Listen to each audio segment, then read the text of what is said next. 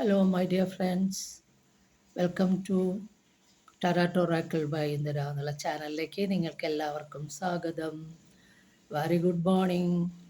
അപ്പോൾ ഇന്നത്തെ divine message എന്താ നോക്കാം.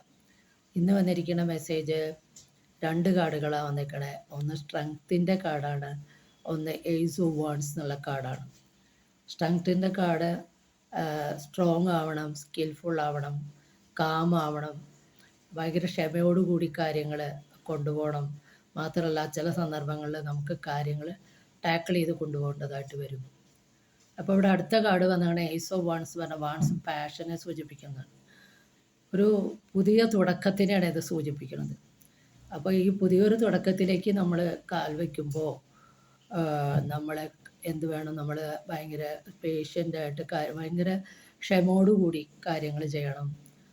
നമ്മുടെ സ്കില്ല് മാക്സിമം ഉപയോഗിക്കണം, കാമായിരിക്കണം, നമ്മളെ ടാക്കിൾ ചെയ്ത് കാര്യങ്ങൾ കൊണ്ടുപോകണം എന്നുള്ളതാണ് ഇന്നത്തെ മെസ്സേജ്. ഇത് റെസനേറ്റ് ചെയ്യണമെങ്കിൽ please do subscribe, like and share. Thank you.